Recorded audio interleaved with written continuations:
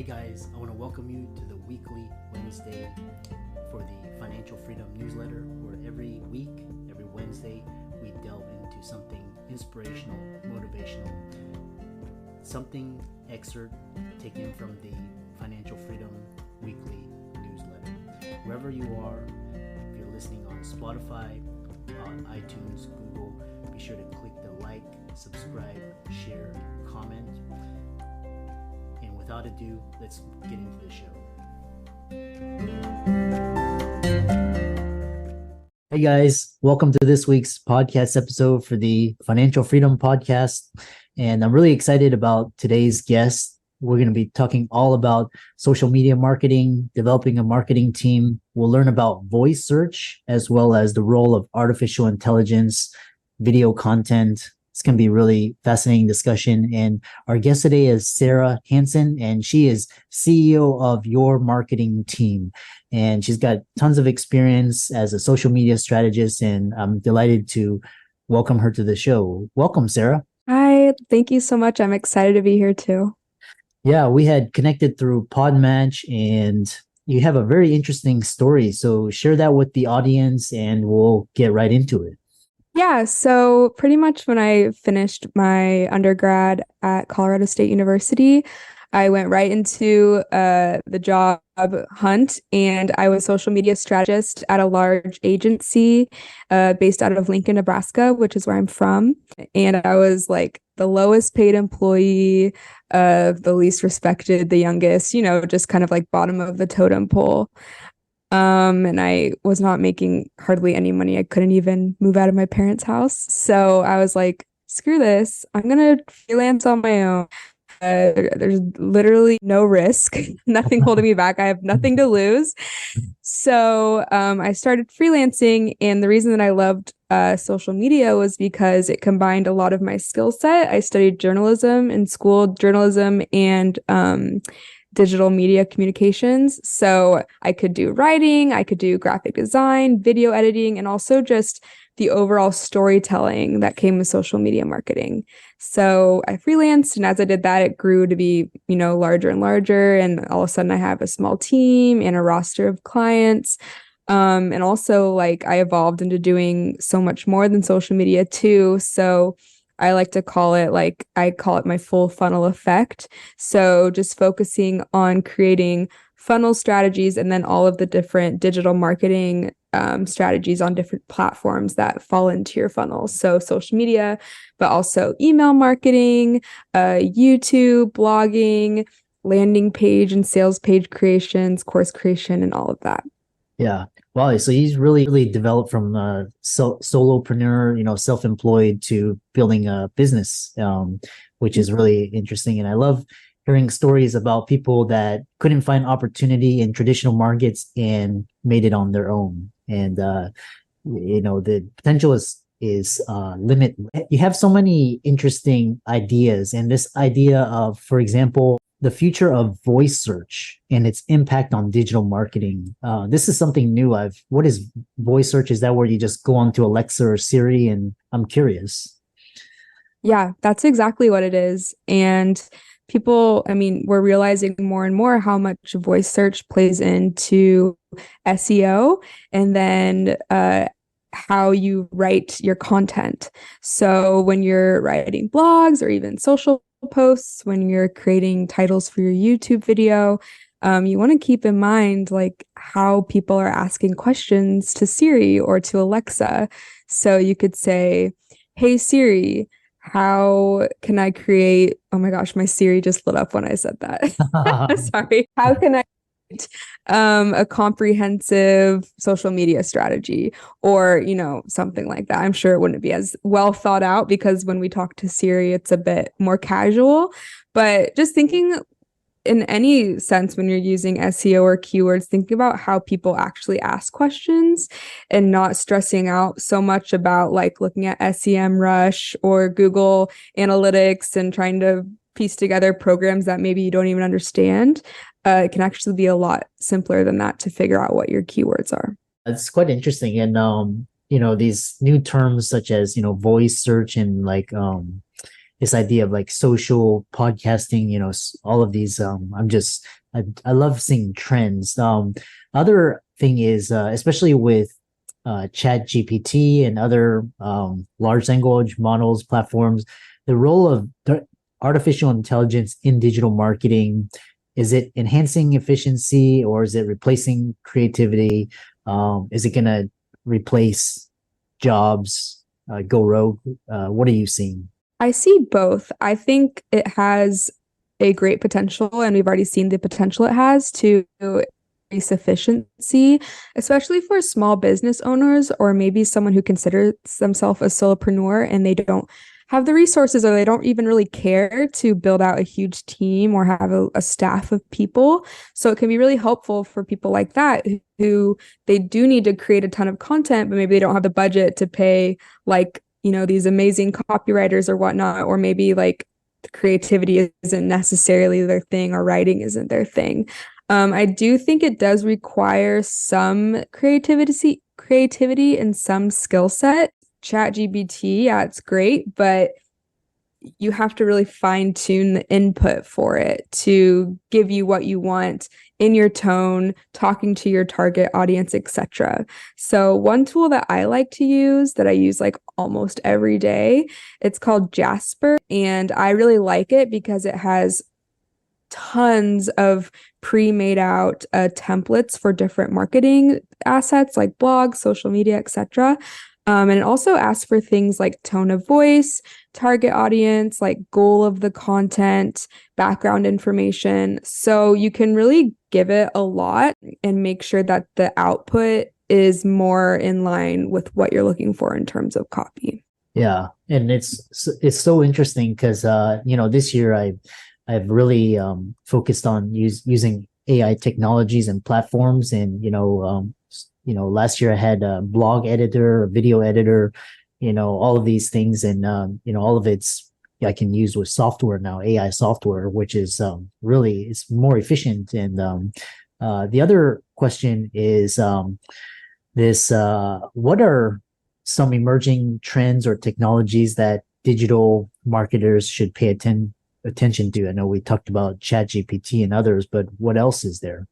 I would say really anything that has to do with video and video editing.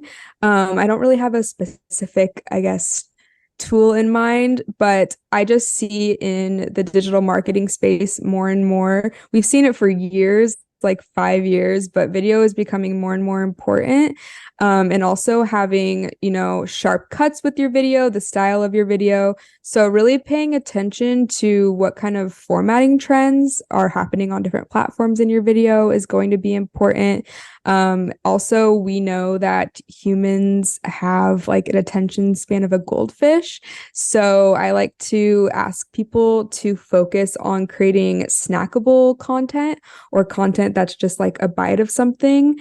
Especially if you're an expert in your industry or your field, you are always going to think you're not giving enough or that what you're talking about is just common knowledge. Like if you give a list of 5 things in a video, honestly, the first tip you give is probably enough. You can really take a small amount of information and expand it over lots and lots of content. But also like by doing that, like have shorter video lengths and be sure to serve snackable content that's also really valuable to people. Yeah. And so yeah, now that you talked about video, because this idea of it's called short form vertical, and how can brands utilize video marketing for maximum impact? You talked about viral videos and creating snackable content away from this like long form content. Kind of describe to the audience how they can use video in various platforms and formats. Yeah, the good news is that a lot of the short form vertical video content is like the same format across multiple platforms. So on Instagram, TikTok, and YouTube Shorts, the dimensions are the same, the length of the videos, like that perform the best are the same. So I advise all of my clients repurpose your content. We are all really busy, especially if you're a solopreneur, you're working with a small team. We're all really busy doing a lot of other things besides making TikTok dances during the day. So if you can just, sit, batch create a bunch of short form videos during one day, make sure you get them nicely edited, whether you outsource that or you edit them yourself. But then you can repurpose those videos to multiple platforms, and still get a lot of reach in a lot of different places. So I would say batch create your content and repurpose your content wherever you see it fits. Yeah. And with this idea of short form content with TikTok, which is your preferred platform? Is it TikTok? Is it Instagram Reels, Facebook Reels, YouTube Shorts? Which platforms are good for what purposes? So I would say for personal brands, so let's start with the top of the funnel. So if you're just trying to get some brand awareness, get your personal brand out there, then TikTok is great for that because the reach potential to new audiences, as well as the algorithm pushing videos to people around topics and subjects they're interested in, there's more potential to reach people and reach more people that are in your ideal audience. So I love TikTok for that, and just pushing out education, like I said, quick, snackable tips, tricks, and advice. And then if you're looking to grow a community of people that are, engaging with you through messaging, through comments, who might in the future engage with you in your course or whatnot, Instagram is great for that. You can build a bit more of a community there. And then if you are looking to, again, I would say YouTube is kind of tricky because it's like technically not a social media platform, but again, it is really great for brand awareness there too, because, people are searching how to do XYZ, like tips for XYZ. So you can really reach audiences there, especially within specific topics and subjects. So I would say YouTube and TikTok are great for brand awareness and reaching new audiences, and Instagram is great for building connections and community. You brought up so many points and questions. So one thing is this idea of Instagram as a community. Why is it that using Instagram Reels will build a community? I'm just curious as to, what features allow it to do that. Yeah, well, compared to TikTok, Instagram, it's easier to message people directly. And it also, I'm not really sure why, but people are more comfortable having personal conversations on Instagram. And if you have a personal brand, that's really important, building those connections. So in Instagram Reels, for example, you can do things like share and save different reel templates. So that can, get you popular, because if you create a reel template and, a bunch of people are using it, like it's going to be connected to your profile. You can also do things on Instagram, like have it say in the reel comment freebie to get the link to my latest free resource. And you can set up automations. So if people do that, then it'll DM them right away. So you can just be a little bit more personal on Instagram. It's not even necessarily just the reels, just like the platform in general. So that to me makes it a much easier place to build community. Yeah. We're really fascinating.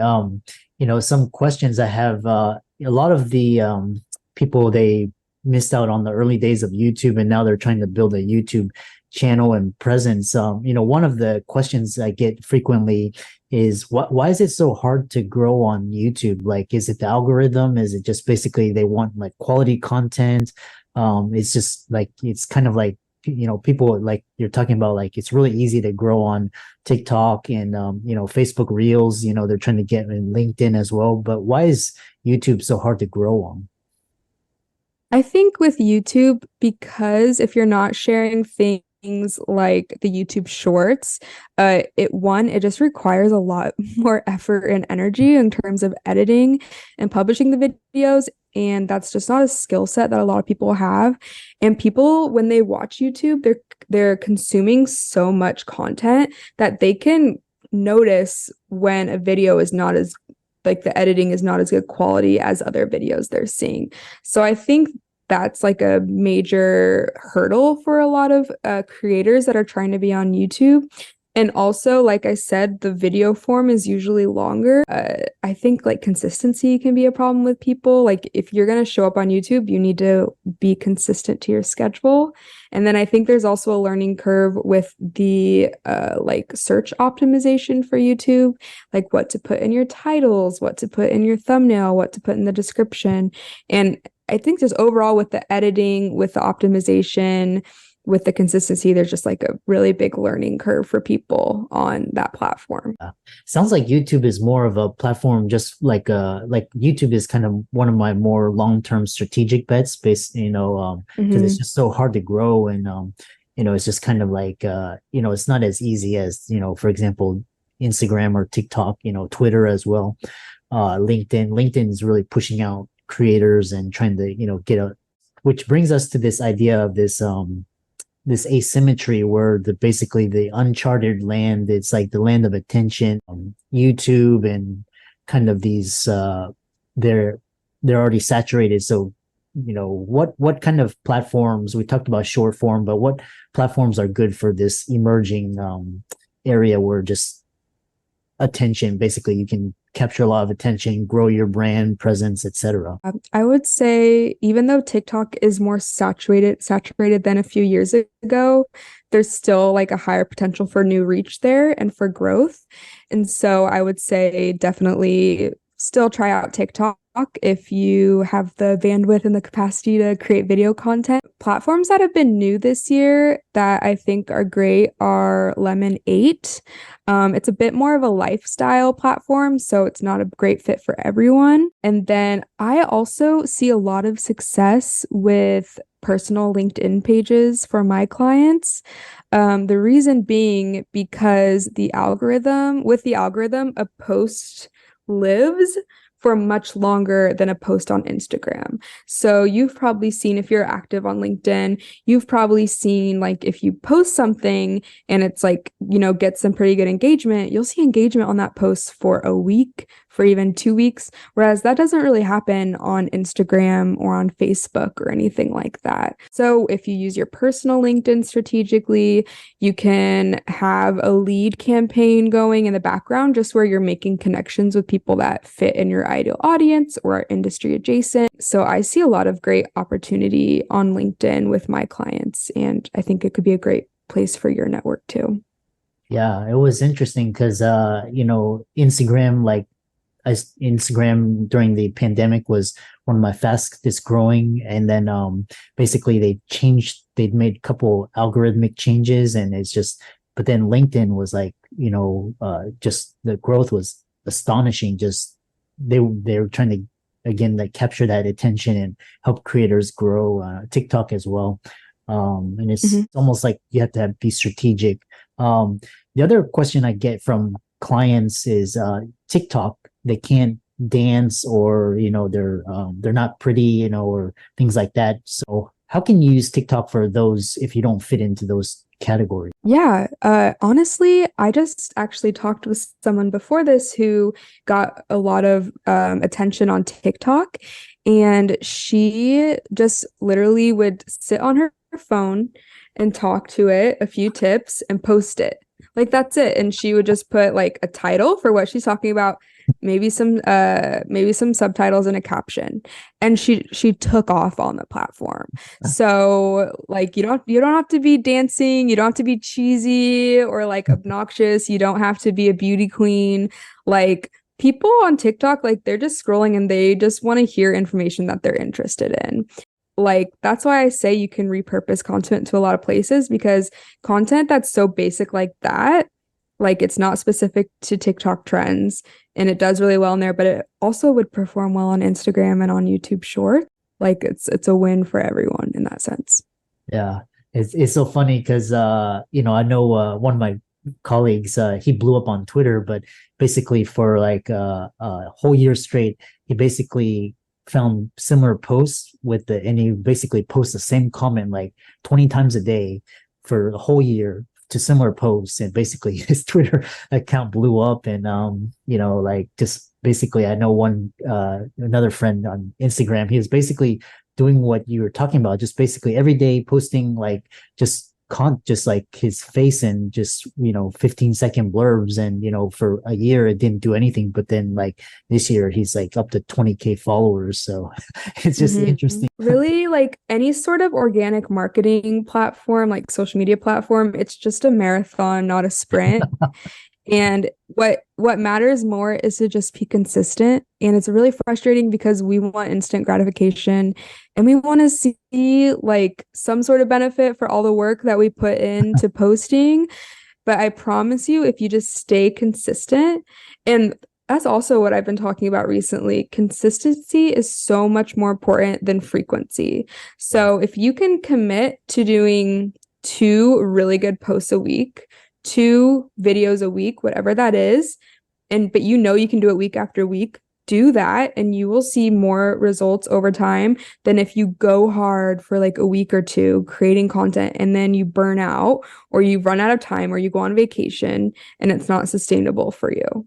So being consistent on any platform is always going to be a good strategy. Yeah, I love that. Consistency versus frequency. Just get it out there, be good enough. One last question before we end is this area of lives, like there's Instagram lives, there's Facebook lives, I think there's YouTube lives.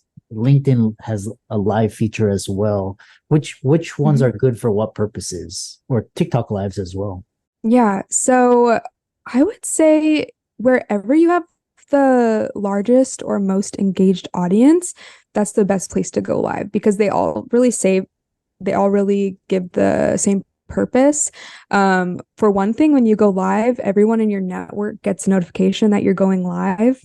And that doesn't happen like when you just post a regular post. So it's kind of just a nice boost there with visibility, but also it's an opportunity to share your thought leadership in a longer format because your lives are usually longer than a few seconds. Or if you interview someone, like some people do like live podcasts on Facebook or LinkedIn. I would say collaborating with someone over live is a really good idea because it's an opportunity to cross promote each other's platforms and cross each other's audiences. So that's a really great way to grow organically is, having some collaborators that you go live with on whichever platform you choose, because like their followers will tune in and then they might be more interested in what you're doing and want to follow you. So just wherever you have the most engagement, I would say go live there. Yeah. And should people be doing it once a week, as often as possible? What kind is like the best, like 10-15 minutes? Curious. Yeah, frequency, I would say the same, like whatever you can commit to like the most. So if you can go live once a month and you can commit to that, start with that. If you can do once a week, that's great too. In terms of length, I would say, it depends what you're doing too, because if someone does a live podcast and people are like, expecting it to be longer, then like you could talk for 30 minutes or so. But if you're just going live to talk about a random topic, I would say 10 minutes. Like people are going to drop out after that because they don't really know like how much longer you're going to go. You're not having a discussion with someone. So the content is not going to be as valuable to them. And what's better, live video or live audio? Because now we have Twitter Spaces. There was Clubhouse. I'm not on Clubhouse that much anymore, but that was like the hype 3 years ago. What's better? Yeah, I would say live video. People want to see your faces. And in terms of audio content, I would if you're going to do audio, just do a podcast because people like are more, because you can listen to a podcast on your own time. So like if someone's going live on audio, like one, there's no video, so it's just not as entertaining. But and also it's only at that time. Sure, you can go back and listen to it later, but they're not going to be as inclined to listen to it right in that moment. So if you're interested in doing audio, I would just do a podcast. I think you'll have more value there. Yeah, fascinating discussion. I really enjoyed this talk. How can people contact you, check out your website, follow you on social media, and check out your work? So we just launched our new website a few weeks ago. So it's www. And then I'm most active on Instagram. So the Instagram is just at your MK team. So that's where you can find me. On my website, there's a freebie. I created a free strategy guide for mapping out your entire funnel. And there's 12 different adjacent marketing strategies, and there's a tutorial video for everything in the guide. So there's a lot of value packed in there, and you can find it on my website. Yeah, awesome. And for all the audience out there, let's thank Sarah for coming onto the show, dropping so much knowledge and alpha, talking about different strategies, platforms, formats, and all of her resources will be in the links and show notes. And thanks so much for coming onto the podcast. Thank you so much. This has been great. That was good. Good. I followed you on all your socials. I'll leave a 5-star review for you on Podmat. Your episode should read in the next few days or so. Okay, cool. Yeah, I'll do all the same for you. And yeah, if you need any follow-up info from me, let me know and I'll be happy to give it to you. Excellent. Well, enjoy the rest of your day and thanks so much for collaborating. Yeah, thank you. Have a good day. Bye.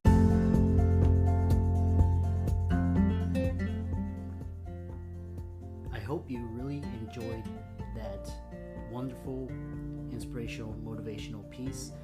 Again, wherever you are listening, if you liked it, be sure to like, comment, share, subscribe. We're on everywhere: Spotify, iTunes, Google, Amazon, Audible. And without much ado, be sure to thank this show's sponsors, and we'll see you next week.